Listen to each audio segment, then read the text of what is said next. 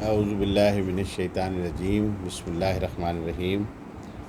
معزز ناظرین اکرام، السلام علیکم۔ امید ہے آپ سب لوگ خیریت سے ہوں گے۔ میری اللہ تعالیٰ سے دعا ہے کہ اللہ تعالیٰ ہم سب لوگوں کو اپنے حفظ و امان میں رکھے۔ دوستو، آج ہم بہت ایک اہم ٹاپک پہ ڈسکس کریں گے، جس کو قرآن میں ربا یا سود کے نام سے موسوم کیا گیا ہے۔ اس ٹاپک کو آپ آج ذرا غور سے سنیے گا، کیونکہ اس ٹاپک کے اوپر عوام الناس میں خاصے ابہام پائے جاتے ہیں۔ تو میں کوشش کروں گا قرآن و سنت کی روشنی میں اس کو تفصیل سے بیان کروں۔ سود کا نام آتے ہی ہمارے ذہن میں بینک کے نفع کا نام آ جاتا ہے۔ تو ہم لوگ بہت سارے لوگ یہ سمجھتے ہیں کہ سود کا تعلق صرف بینک کے نفع سے متعلق ہے، یا بینک سے جو بھی ٹرانزیکشنز ہوتی ہیں اس میں جو بھی قرضے کے معاملات ہوتے ہیں، ان قرضوں کے اوپر نفع اور قرضوں کے اوپر جو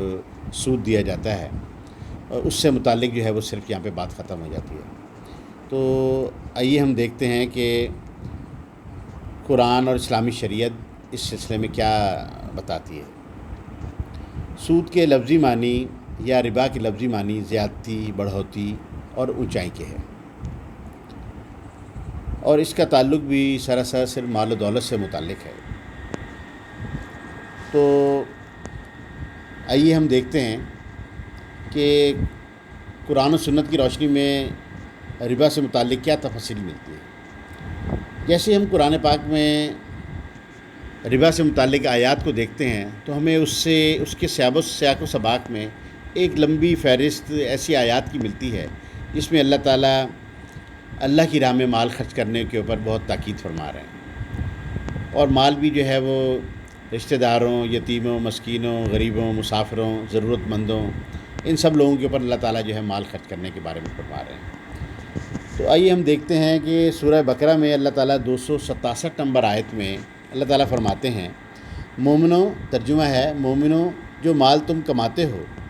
اور جو چیزیں ہم تمہارے لیے زمین سے نکالتے ہیں، ان میں سے اللہ کی راہ میں خرچ کرو۔ یعنی کہ اللہ تعالیٰ نے ان دونوں چیزوں کا ذکر کر دیا ہے، یا آپ کاروبار کرتے ہیں،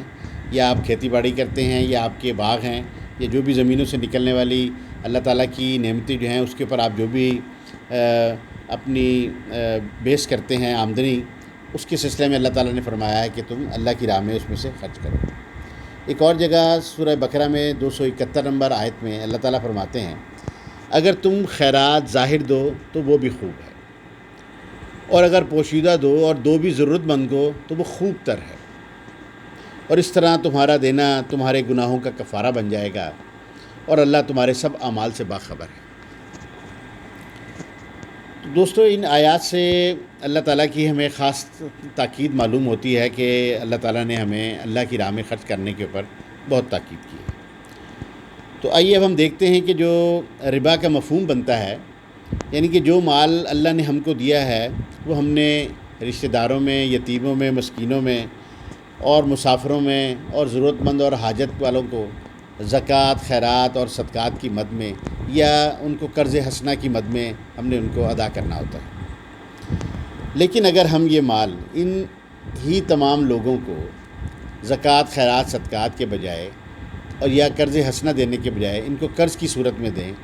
اور ان کی ضرورت کو اہمیت دے کر ان سے اسی قرضے پر کچھ نفع بھی ان سے طلب کریں، تو یہ جو نفع ہم طلب کریں گے، قرآن اس کو ربا یا سود کا نام دیتا ہے۔ تو آئیے ہم دیکھتے ہیں قرآن میں ربا سے متعلق آیت میں کیا کہتے ہیں اللہ تعالیٰ۔ سورہ بقرہ کی آیت نمبر 275 میں اللہ تعالیٰ فرماتے ہیں، جو لوگ ربا کھاتے ہیں، یعنی جو لوگ یتیموں، مسکینوں، غریب رشتہ داروں، مستحق لوگوں کو جو زکوٰۃ، خیرات اور صدقات دینی تھی، اس پر ان کو قرض دے کر اس پہ ان سے جو نفع لیتے ہیں، وہ معاشرے میں ایسے رہتے ہیں جیسے شیطان نے ان پر سوار ہو کر انہیں حواس باختہ اور مال کا حریص بنا دیا، اور وہ یہ کہتے ہیں کہ یہ نفع یعنی ربا بھی تو کاروباری منافع کی طرح ہے، حالانکہ کاروبار کو اللہ تعالیٰ نے حلال کیا ہے اور ربا کو اللہ تعالیٰ نے حرام قرار دیا ہے۔ اسی طرح ایک اور جگہ پہ سورہ بقرہ میں 278 نمبر آیت میں اللہ تعالیٰ فرماتے ہیں، مومنوں، اللہ سے اگر ایمان رکھتے ہو تو جتنا ربا تمہارے پاس ہے یا دوسروں کے ذمہ ہے اس کو چھوڑ دو. یعنی جو کچھ بھی تم ان کو قرض دے کے اس کے اوپر جو نفع تم بنا چکے ہو ان پر، تو وہ نفع جو ہے وہ چھوڑ دو. اگر ایسا نہ کرو گے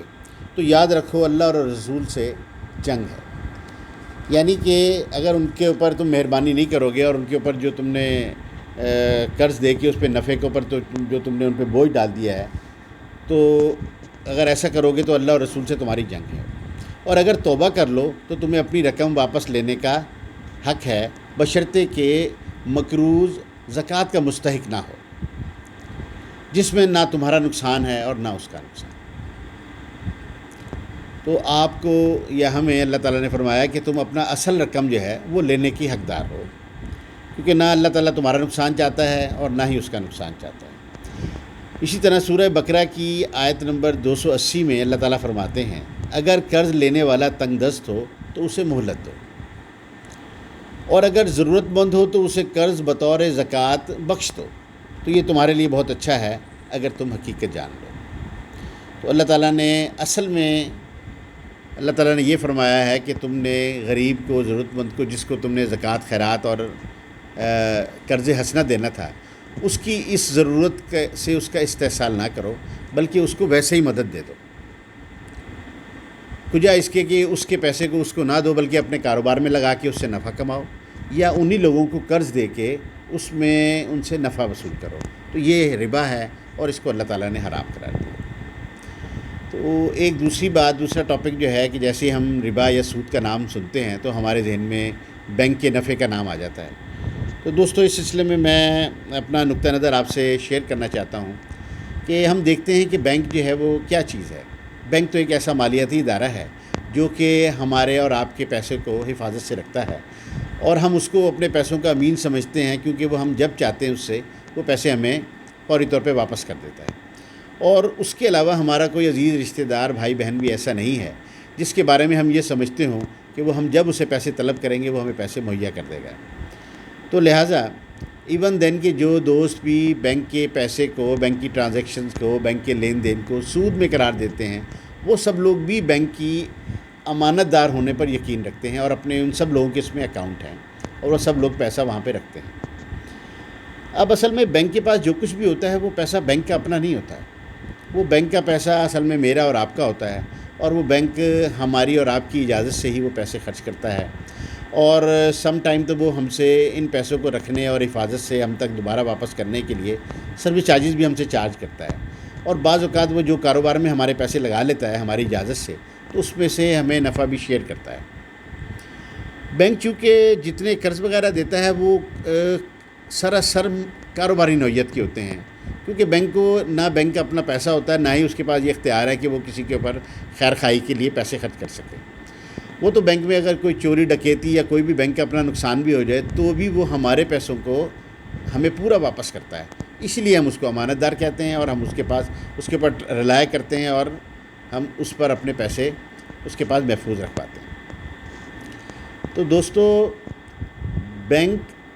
کے پاس جو پیسہ ہوتا ہے وہ پیسہ کا جو مالک ہوتا ہے اسی مالک سے اللہ تعالیٰ نے خطاب کیا ہے کہ تم نے جو کچھ بھی پیسہ ہے یہ پیسہ تم نے اللہ کی راہ میں خرچ کرنا ہے. ضرورت مندوں کو، حاجت مندوں کو، غریبوں، مسکینوں، یتیموں کو، ان کو چاہے تم زکوٰۃ، صدقات، خیرات دو، یا اپنے عزیز رشتہ داروں کو تم قرض حسنہ دو، نہ کہ ان کی ضرورت کے تحت آپ ان سے اس قرض پر نفع بھی طلب کر لو. تو یہ نفع اصل میں ربا یا سود ہے، جبکہ ہمیں یہ قرضہ اور یہ ضرورت ان کی چیزیں ویسے ہی دے دینی چاہیے تھی. تو جو لوگ ان پیسوں کو زکوٰۃ، خیرات اور صدقات کے بجائے اپنے کاروبار میں لگا لیتے ہیں یا انہی لوگوں کو قرض دے کے نفع لیتے ہیں، یہ اصل میں سود ہے. بینک کے پاس یہ اختیار ہی نہیں ہے کہ وہ ہمارے پیسوں کو اللہ کی راہ میں خرچ کرے، کیونکہ یہ پیسے وہی خرچ کر سکتا ہے جس کے یہ پیسے ملکیت ہیں. تو امید ہے میں نے آپ کو کوشش کی ہے کہ جو اللہ تعالیٰ کی قرآن و سنت کی روشنی میں ربا کا مقصد ہے اور ربا کا جو مفہوم ہے وہ میں آپ کو مختصر اس میں سمجھانے کی کوشش کروں. تو اللہ تعالیٰ سے ہماری دعا ہے کہ ہمیں دین کو صحیح معنی میں سمجھنے، اس پر عمل کرنے اور اس کو آگے پہنچانے کی توفیق عطا فرمائے، اور قرآن پاک کو ترجمے سے اور سمجھ کر پڑھنے کی بھی توفیق عطا فرمائے۔ اس سلسلے میں نے پہلے بھی آپ سے عرض کی تھی کہ جن دوستوں کو قرآن پاک کو سمجھنے کے لیے آسان ترجمہ چاہیے، تو ہمارے پاس الحمدللہ ایک قرآن پاک کا ترجمہ ایسا ہے کہ جس کو آپ آسانی سے بامحاورہ پڑھ کے سمجھ سکتے ہیں۔ تو یہ ہم آپ کو فری آف کاسٹ بھی آپ کی جگہ پر ڈیلیور بھی کر دیں گے۔ اس کے لیے اگر آپ میرا ٹیلی فون نمبر نوٹ کرنا چاہیں تو نوٹ کر لیجئے، اس پر آپ مجھے میسیج بھی کر سکتے ہیں 0300947837 میں ایک دفعہ پھر ریپیٹ کرتا ہوں 0300947837 فی امان اللہ، السلام علیکم۔